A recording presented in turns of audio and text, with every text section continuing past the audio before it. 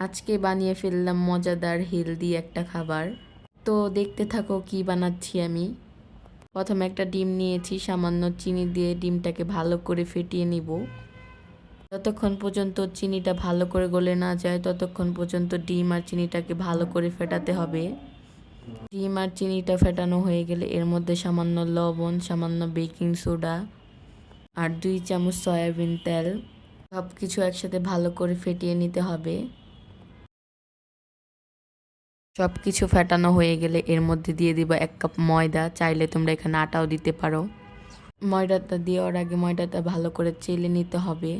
ময়দাটা চেলে নিলে ব্যাটারটা খুবই সফট হবে। চাইলে এখানে তোমরা বাটারও দিতে পারো, আমি বাটার দেইনি। বাটার খেতে আমার খুব একটা ভালো লাগে না, তাই আমি দেইনি।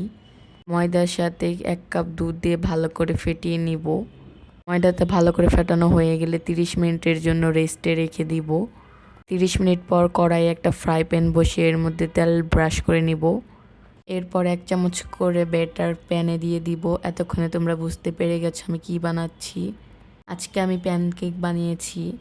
এই প্যানকেকটা কিন্তু ছোট থেকে বড় সবাই অনেক পছন্দ করবে। আর এই খাবারটা কিন্তু অনেক হেলদি। বাচ্চাদের জন্য কিন্তু এটা খুবই পুষ্টিকর একটা খাবার। চাইলে তোমরা বাসায় ট্রাই করে দেখতে পারো। যদি রেসিপিটি ভালো লেগে থাকে তাহলে কমেন্টে বলে যেও। আর আমার রেসিপিগুলো যদি ভালো লেগে থাকে তাহলে লাইক কমেন্ট করে পাশে থেকো। 2 থেকে 3 মিনিট ভালো করে রান্না করে নিতে হবে। এক সাইড হয়ে আসলে আরেক সাইড উল্টে দিয়ে ভালো করে ভেজে নিতে হবে।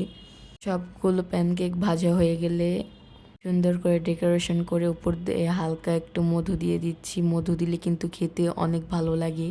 অনেক সফট হয়েছিল, তোমাদেরকে একটা ছিঁড়ে দেখালাম।